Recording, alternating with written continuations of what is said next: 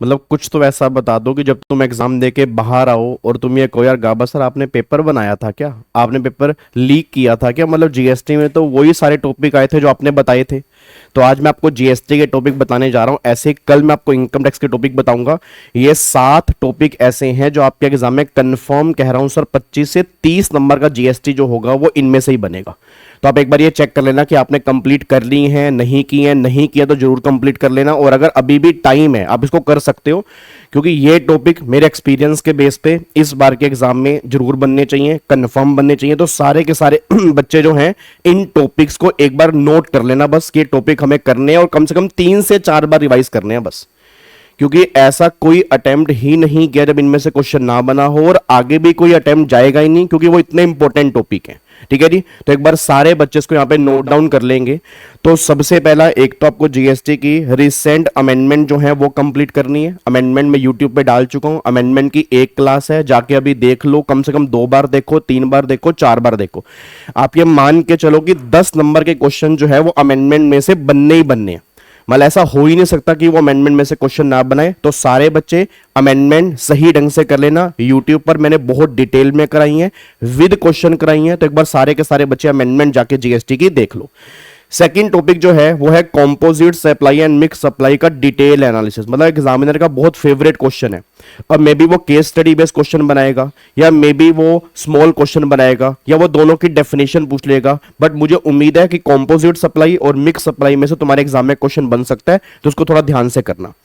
तीसरा टॉपिक है place of supply. अब प्लेस ऑफ सप्लाई में से भी कंफर्म क्वेश्चन बनता है। प्लेस ऑफ सप्लाई में तो काफी सारे टॉपिक हैं, तो कुछ सिलेक्टिव टॉपिक मैंने यहां पे रखे हैं जो मुझे उम्मीद है कि आपके इस बार के एग्जाम में वो कंफर्म पूछेगा। अगर मैं सप्लाई ऑफ सर्विस की बात करता हूं, एक तो बैंकिंग वाली सर्विस का प्लेस ऑफ सप्लाई देख लेना, इंश्योरेंस वाली सर्विस का प्लेस ऑफ सप्लाई देख लेना, इमूवेबल प्रॉपर्टी वाली सर्विस का प्लेस ऑफ सप्लाई देख लेना, इवेंट मैनेजमेंट कंपनी का प्लेस ऑफ सप्लाई देख लेना, और एडवर्टीजमेंट वाली सर्विस का प्लेस ऑफ सप्लाई देख लेना। ये सर्विस में 5 सर्विस ऐसे हैं जो आपने एक बार देख के जानी है। गुड्स वाले केस की बात करूंगा, ऑन बोर्ड कन्वेंस, याद है टेकन ऑन बोर्ड वाला, एक बार वो देख लेना। फिर बिल टू शिप टू वाले केस में क्या होगा, एक बार वो देख लेना। और जो असेंबल करते हैं गुड्स, उस केस में प्लेस ऑफ सप्लाई क्या होगा, एक बार वो देख लेना। तो ये टॉपिक ऐसे हैं जो आपको कंफर्म इस बार के एग्जाम से पहले देख के जाने हैं। अच्छा, एक बात और सुनना, मैंने जीएसटी पे लास्ट अटेम्प्ट के अंदर एक वीडियो, मतलब जीएसटी और इवन इनकम टैक्स के अंदर भी लास्ट अटेम्प्ट के अंदर एक मैंने मैराथन ली थी छोटी सी एग्जाम से पहले ही।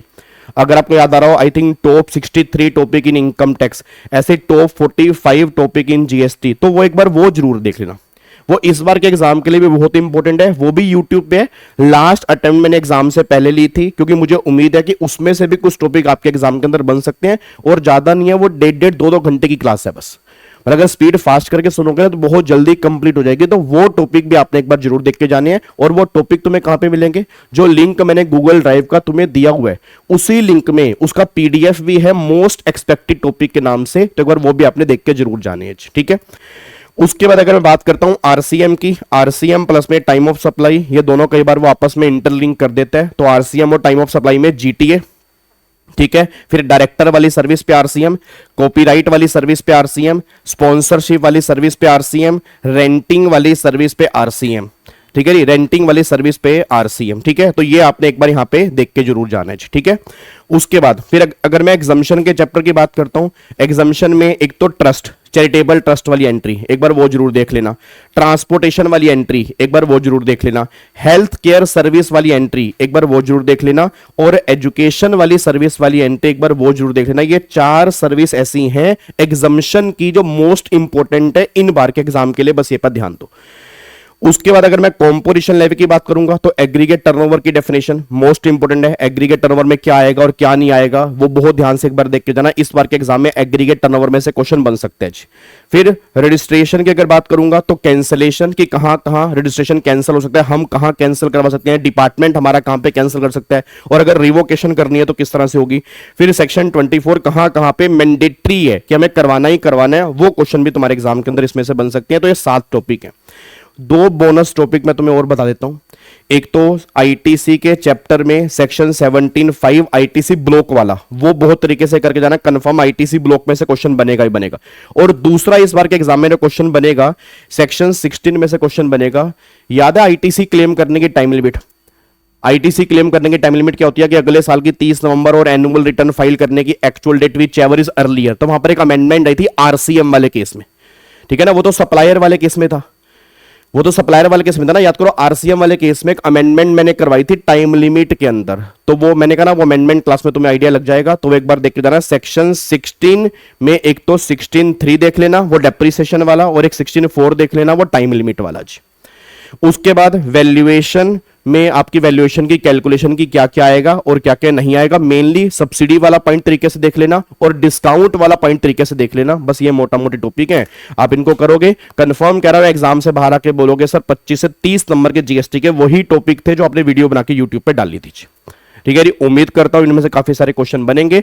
बस इसको अच्छे से, बाकी सारा जीएसटी बहुत बढ़िया करना है, हमें जीएसटी में कुछ छोड़ना ही नहीं है। जीएसटी में full out of full marks लेने की कोशिश करनी है, बट ये टॉपिक ऐसे हैं जो बिल्कुल भी इग्नोर नहीं कर सकते, बस ये पर ध्यान दो। ठीक है, ऐसे ही कल मैं आपको इनकम टैक्स के कुछ इंपॉर्टेंट टॉपिक बताऊंगा, उसको भी तरीके से करके जाना। और हाँ, ये इंपॉर्टेंट टॉपिक सभी के लिए, ठीक है ना, आपके सीए के सितंबर में एग्जाम है या जनवरी में एग्जाम है, या सीएस एग्जीक्यूटिव के फैमिली के बच्चों को दिसंबर में एग्जाम है, या सीएमए वाले बच्चों के एग्जाम है, क्योंकि जीएसटी सब में सेम होता है, इंपॉर्टेंट टॉपिक भी ऑलमोस्ट सब में सेम होते हैं, क्योंकि क्वेश्चन जो है वो नॉर्मली उसी में से बनते हैं। बस ये पर ध्यान दो। ठीक है जी, थैंक यू सो मच, जय हिंद, God bless you, love you all, bye bye.